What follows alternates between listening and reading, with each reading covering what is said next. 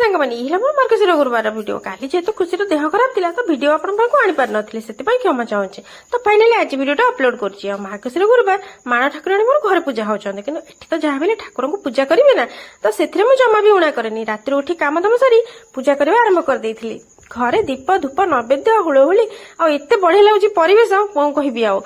ଯେତେ ଯାହା ହେଲେ ଆମେ ଓଡିଆ ଘରେ ୟାକୁ ଛାଡିକି ଆମେ ରହିପାରିବୁନୁ ତାପରେ ଆଉ ସାଙ୍ଗରେ ମୁଁ ଖୁସିକୁ ବି ରେଡି କରି ସ୍କୁଲକୁ ପଠେଇଦେଲି ତାକୁ 6ଟାରେ ଉଠେଇକି ସ୍କୁଲ ପଠେଇବା କାଠିକର ପାଠ ସିଏ ଗଲା ଭାରି ତାପରେ ମୋର ପୂଜାପୂଜି ଯାହା ଥିଲା ମୁଁ ସବୁ ସାରିଲି ସୂର୍ଯ୍ୟଙ୍କ ପୂଜା କରିକା ତାପରେ ଆସିଲି ଗାଡି ସିଧା ଗଡିଲା ରୋଷେଇ ଘରକୁ କାରଣ ମଝିରେ ଷ୍ଟପେଜ ଥିଲି ଛୁଆଙ୍କର ଲେଟ୍ ହେଇଯିବ ଆଉ ଡାଲମା ଭଜା ପରଟା ସବୁ କରିଦେଲି ପୁଅ ଖାଇକି ଯିବ ଇଆଡେ ସ୍ୱାମୀ ବି ଖାଇକି ଯିବେ ଆଉ ତାପରେ ମୁଁ ଚିତଉ ପିଠା ପାଇଁ ରାତିରୁ ନଡିଆ ଚାଉଳ ବତୁରେଇ ଦେଇଥିଲି ତାକୁ ଗ୍ରାଇଣ୍ଡିଙ୍ଗ କଲି ତା ଦେହରେ ଚିନି ଲୁଣ ପକେଇଲି ତାପରେ ଚିତଉ ପିଠା କରିବା ଆରମ୍ଭ କରିଦେଇଥିଲି ଆଉ ଘିଅରେ କରୁଛି ଆଉ ଏଇ ଘିଅଟା ମୁଁ ନିଜେ ହିଁ କରେ କିଣା ଆମର ମୁଁ କିଣା ଘିଅ ୟୁଜ କରେନି ଆଉ ତାପରେ ପିଠା ମୁଁ ଏମିତି ରସ କଡେଇରେ କରୁଛି କାହିଁକିନା ପିଠା ଯୋଉ ଚିତଉ ପିଠା ଯୋଉ କଡେଇ ଆଉ ମାଟିର ଘୋଡ଼ଣୀରେ ହୁଏ ନା ସେଟା ମୋ ପାଖରେ ନାହିଁ ତ ଯାହା ଅଛି ମୋ ପାଖରେ ମୁଁ ସେଇଥିରେ ହିଁ କରିଦିଏ ଆଉ ତାପରେ ପିଠା ମୋର ହେଇଗଲା ପରେ ମୁଁ ଚାଲି ଠାକୁରଙ୍କ ପାଖରେ ଭୋଗ ଦେଇଦେବି ଗାଁରେ ଆମର ନାଗି ଦିଆ ହୁଏ ଚିତଉ ପିଠା ଏଠି ଖାଲି ଠାକୁରଙ୍କ ପାଖରେ ମୁଁ କରିକି ପିଠା